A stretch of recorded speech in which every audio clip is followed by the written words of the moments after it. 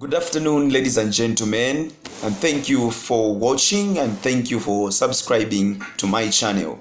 This channel focuses on scripture interpretation, and my name is Sompola Kennedy. And today I have a very wonderful scripture for you, and that is Matthew chapter 27, verse 21 to 26. And I have another scripture that we will look at, that is Mark chapter 15, verse 7. And Luke chapter 23 verse 18. These scriptures are talking about the same thing.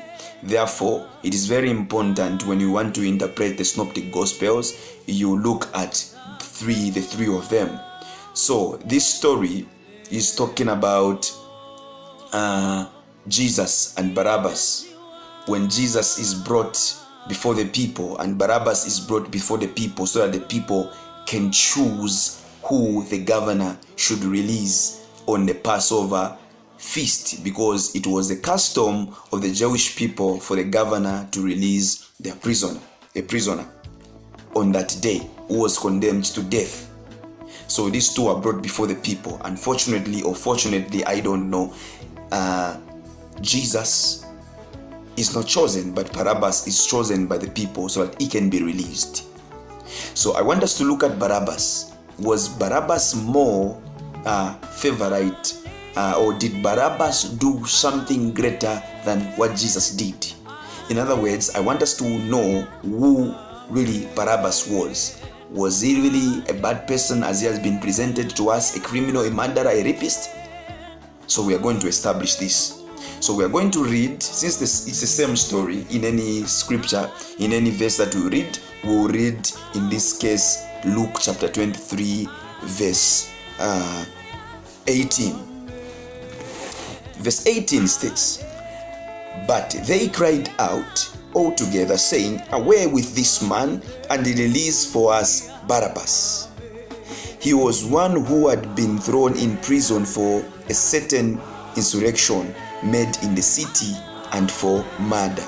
So the Bible here, the scripture is describing who Barabbas really was. Although when you read it very literally, you'll be able to get the cream without getting the cake. In other words, when you read it and leave it like this without researching or without studying hard, studying deeper, you'll be able to see and to have in your mind that Barabbas was a criminal, just a mere criminal. But that's not the case. So Luke is describing Barabbas as somebody who was charged with murder, who was imprisoned for insurrection. So what does this word insurrection mean? The word insurrection in Greek is stasis, that is standing. In other words, by implication, it is a popular uprising. In other words, it is something that is bringing controversy, a public controversy. It is like there are people that are refusing certain things, or the people that are refusing certain policies, and they have taken it on their own hands to say, we are going to refuse this either by force, either by killing, either by violence. So that's what the word means. So what does the word mean in English? In English, it means, if it is referring to a person, it means insurrection means, if it is referring to a person, a freedom fighter, a rebel, a person who takes part in an armed rebellion against a constituted authority, especially in the hope of improving conditions. So Barabbas is being described as a person, as a freedom fighter who wants nothing but freedom for his people, and who wants improved conditions for his people. So in other words, the Roman government imposed certain conditions that were not okay, and this man was fighting that they can change the conditions, or they can improve the conditions so as to overthrow the Romans, so that they can rule themselves as Jews. So this man is not just a mere person, but is a person who is fighting for the rights of his own people.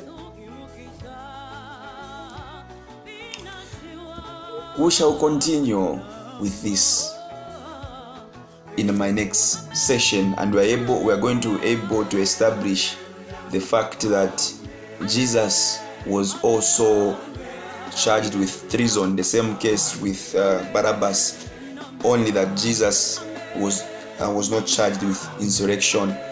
His ways and means were a bit different from Barabbas's, but these people have something common, but we'll be able to establish that in another session. Good afternoon.